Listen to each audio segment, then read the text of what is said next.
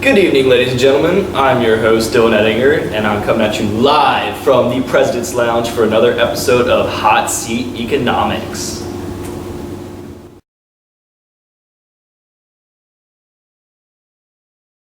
Comcast and General Electric proposed the merger between Comcast Entertainment Group and GE's NBC Universal on December 3, 2009. Comcast would be the manager of the new NBCU, owning 51%, while General Electric owned 49%. The deal would be considered a vertical merge between the distributor, Comcast, and the provider, General Electric. Here is some background information. In September of 2010, Comcast had 22.9 million cable customers, 16.7 million internet customers, and 8.4 million voice customers. The old NBCU was created in 2004 and GE took full ownership in 2009. NBCU had 4 different areas: a television group, a film group, a digital media group, and a parks and resorts group. The merger had to be approved by both the Department of Justice and the Federal Communications Commission. The Department of Justice was involved with making sure the merger abided by the antitrust laws, specifically the Clayton Antitrust Act of 1914, which prohibited any merger that substantially lessened competition or created a monopoly.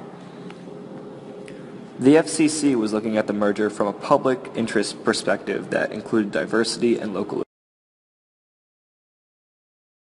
Hi, I'm Rory Houston. Hi, I'm Joe Rosanella. And we are in favor of the merger. I'm Sean Heslin. I'm Mike Clemens. And we're against the merger. I don't even know why this is a question. This is what the buyers want. We all know that the video and television industry is advancing at an incredible rate, and this is exactly what the industry needs. This merge will be able to change the entire way people watch television. The arrival of anytime, anywhere video programming is on the horizon. This will not only benefit customers, it'll spur competition.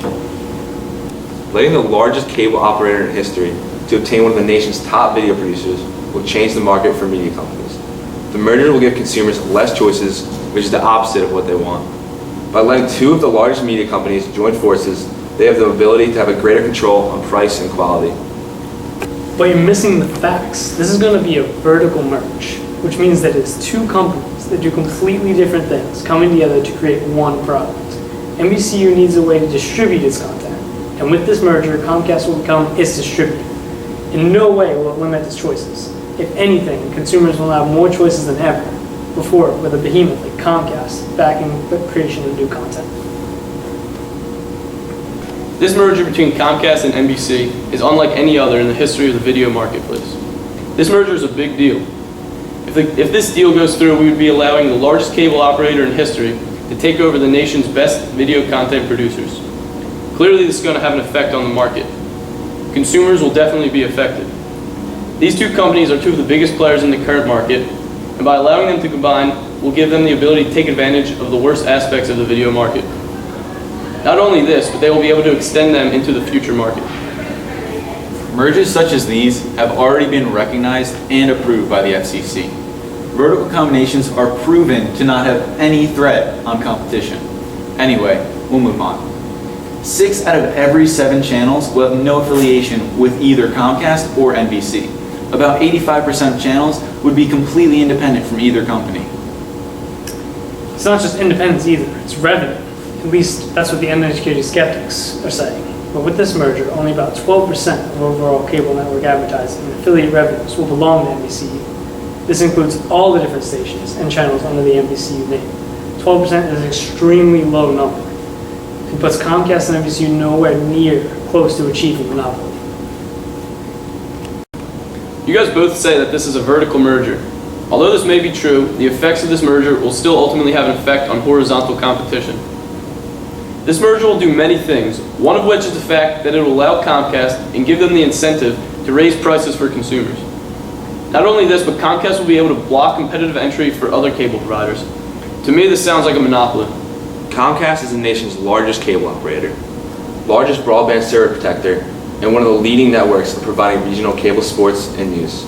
NBC is a major national broadcasting network, one of the largest owners of local TV stations, and they own Universal, a major movie studio. These 2 companies are world-renowned and are iconic companies in American media. Clearly, if these two companies merge, they'll have a huge stock in the market. This allows them to have more control than ever before. The merge could also force other companies out of the market, which would cause the media market to become closer and closer to a monopoly.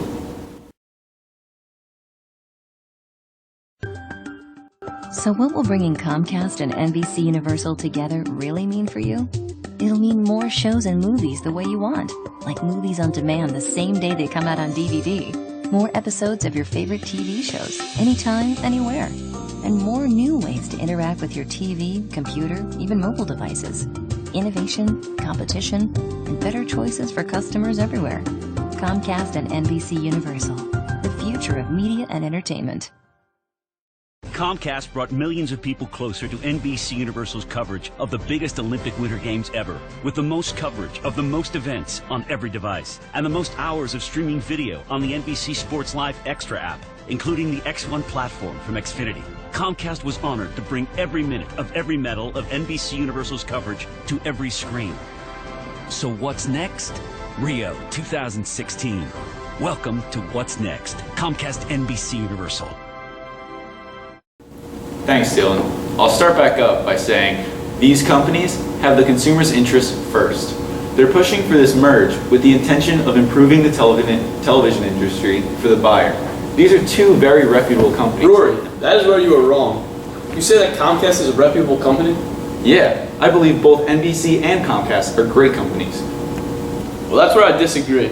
Comcast has some shaky past actions in its recent history. For the past years alone, Comcast has continued to raise cable rates for its consumers. You're trying to tell me that this trend won't continue? Especially when they have an increased ability and incentive to raise rates? I disagree with you when you say that Comcast is a reputable company with consumer preferences in mind. I believe that Comcast doesn't care for its customers' opinions and will do anything and everything they can do to increase their profits. Going off of what Mike said, Comcast will own a majority of the new company, so they will be held responsible for the company as a whole. Many customers in the market have had bad experiences with Comcast, which could push them away from NBCU. It is well known that Comcast is ranked amongst the lowest companies in terms of customer service. Comcast has also been on record lying to a federal agency about whether they blocked internet users' access to certain websites. Comcast has a history of lying and betrayal to their customers, so why should anyone trust them about the benefits that the merger will provide? That is all well and good, but these are just opinions. Where are the facts? In a serious debate, in a situation such as this, we need to ground our opinions in facts. The merger can be the biggest thing that happened in the digital content industry, so we need to look at the numbers. It's not just about cable content, but also about the online video content, which is an increasingly viable and popular option for distributed content. Between Comcast and NBCU, they only own 32% of shares of a popular streaming site called Hulu, and a video site called Fancast. There are plenty of other options to choose from, including options provided by Google, which controls about 55% of online video viewing. In this aspect, no monopoly control by Comcast is even feasible. Joe, video content is only a small portion of the market. Have you seen Bernie Sanders' opinion on this subject?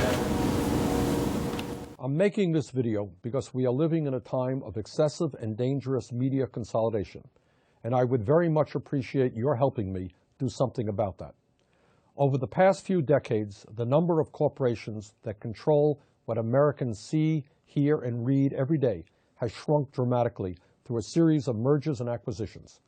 We are now at the point where just a few massive media conglomerates control almost everything that you watch on TV, that you hear on the radio, or that you read in newspapers. These companies decide what voices are heard and what voices are silenced.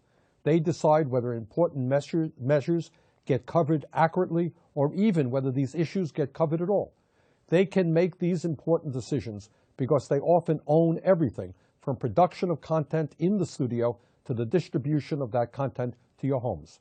And it looks as if things might be about to get worse. NBC Universal, one of the largest media conglomerates in the country, and Comcast, the largest cable television provider in America, want to join forces to control an even greater portion of the media industry.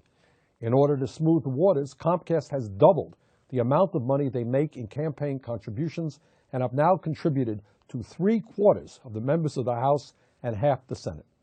The Federal Communications Commission, or the FCC, is currently reviewing this proposed merger and is supposed to approve the deal only if it serves the public interest, convenience, and necessity.